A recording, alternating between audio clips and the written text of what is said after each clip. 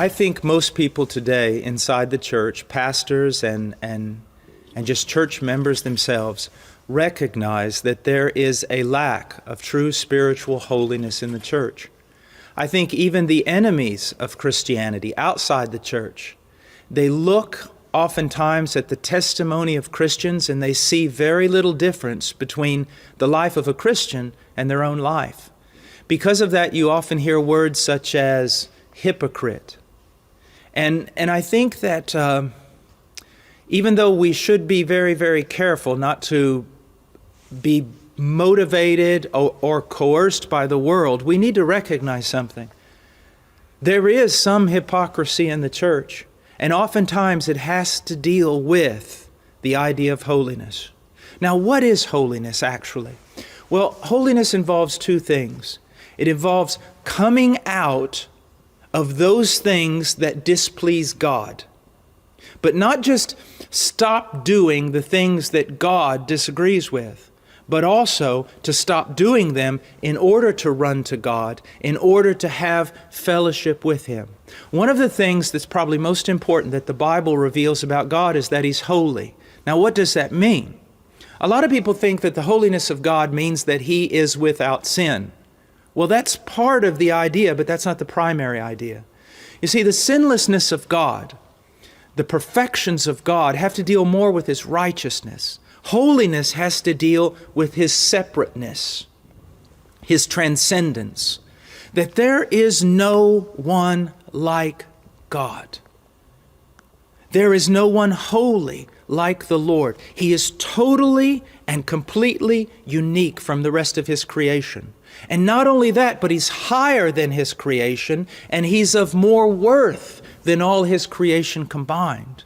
For a man to be holy is to recognize that God is transcendent, that God is deserving of all glory, of all honor, of all praise, of all service. To be holy is when a man recognizes the value of God and lives in light of that.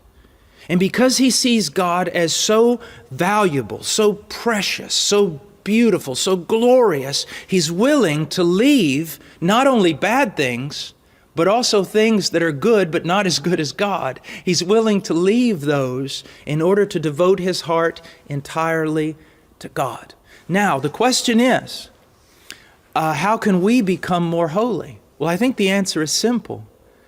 We can become more holy by having a greater and greater understanding of the greatness of God. One of the reasons why the church is suffering today is because there's an ignorance of the knowledge of God. Let me ask you a question. When was the last time you heard a year-long preaching series on the attributes of God?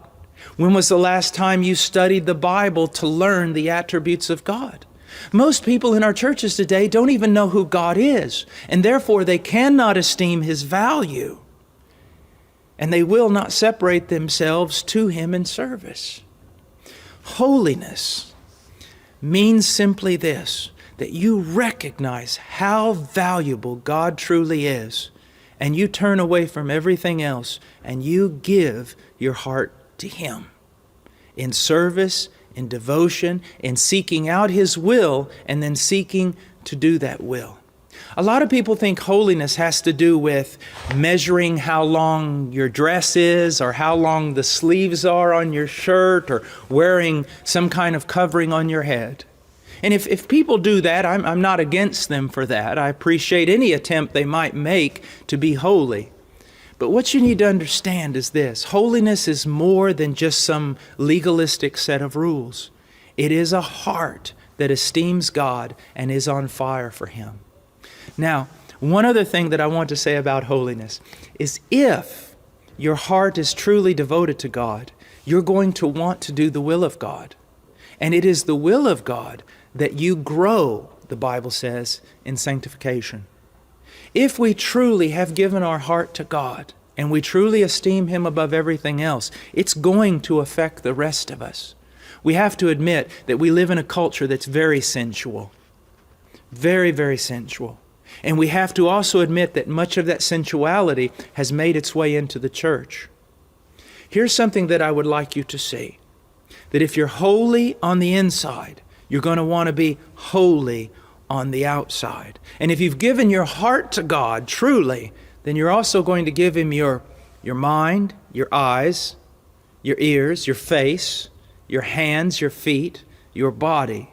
You're going to seek to conform everything you are to the standard of His Word.